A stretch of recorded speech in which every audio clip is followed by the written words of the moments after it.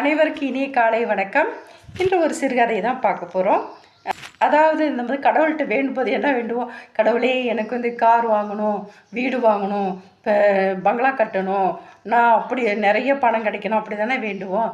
அந்த மாதிரி வேண்டுறவங்களுக்கு இந்த மாதிரி கதையை நீங்கள் கவனித்து கேட்டு பாருங்கள். ரொம்பவே நல்லாயிருக்கும். வாங்க அது எப்படின்னு பார்க்கலாம்.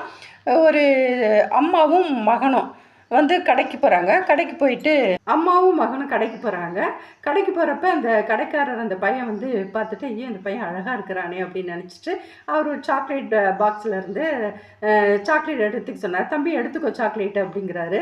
ஆனால் அந்த சிறுவன் வந்து அந்த சாக்லேட்டை எடுத்துக்கல. அந்த கடைக்காரரும் எவ்வளோ வற்புறுத்தி பார்க்குறாரு. எவ்வளோ வற்புறுத்தினாலும் அந்த சிறுவன் வந்து சாக்லேட் எடுத்துக்கவே இல்லை. சரின்ட்டு சரி நீங்கள் சொல்லுங்கம்மா, நீங்கள் சொன்னாலாவது உங்கள் பையன் எடுப்பான் அப்படின்னு நினச்சிட்டு அவங்க அம்மாட்ட சொல்கிறாரு.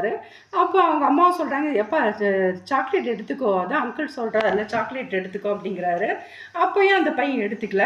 கடைசிட்டு அந்த கடைக்காரரே என்ன பண்ணார், அவரே அந்த பாக்ஸை திறந்து ஒரு கை நிறைய சாக்லேட் எடுத்து அந்த சிறுவன்கிட்ட கொடுக்குறாரு. அப்போ வந்து அந்த சிறுவன் வந்து 2 கையிலையும் ரொம்ப ஆசையாக அந்த சாக்லேட்டை வாங்கிட்டு அம்மாவும் மகனும் திரும்ப வீட்டுக்கு வராங்க. வீட்டுக்கு வந்தாட்டி அந்த அம்மா வந்து அந்த சிறுவன்கிட்ட கேட்குறாங்க, கடைக்காரர் வந்து அவ்வளோ வற்புறுத்தினாரு, நீ ஏன் சாக்லேட் எடுத்துக்கல? அம்மா அவ்வளோ தூரம் சொன்னேன்ல, அங்கிள் ஆசையாக தானே கொடுத்தாரு, நீ ஏன் எடுத்துக்கல அப்படின்னு கேட்டாங்க. அதுக்கு அந்த சிறுவன் சொன்னான், அம்மா என்னை பாருங்கம்மா, என் கையை பாருங்கள், எத்தனூண்டு கை, குட்டி கை, இந்த கையில் நான் சாக்லேட் எடுத்தால் 2-3 சாக்லேட் தாம்மா வரும். ஆனால் அதே அந்த கடைக்காரர் எடுத்து கொடுத்தனால எனக்கு எவ்வளோ சாக்லேட் வந்திருக்கு பாருங்கள் அப்படின்னு சொல்கிறான். ஆமாம், நிறைய சாக்லேட் வந்திருக்கு.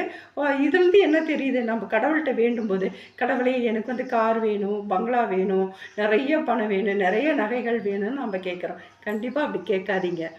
கடவுள் வந்து நம்மை படைத்தவர். அவர் வந்து கடவுளே நீங்கள் வந்து எல்லாம் தெரிந்தவர், என்னை வழி நடத்தும் ஒரு குருவாக நீங்கள் இருக்கிறீங்க, என்னுடைய வண்டியோட வாழ்க்கையின் வண்டிக்கு வந்து நீங்கள் தான் வந்து சாரதியாக இருக்கிறீங்க, அதனால் நீங்கள் பார்த்து எது வேணாலும் செய்யுங்க, உங்களுக்கு எது எனக்கு செய்யணும்னு தோணுதோ அதை செய்யுங்க அப்படின்னு நம்ம வேண்டிக்கும் போது கடவுள் என்ன பண்ணுவார், 1க்கு 2ங்கிற மாதிரி நம்ம கேட்டதும் கொடுப்பார், கேட்காத பல சம்பத்துகளையும் கொடுப்பார்.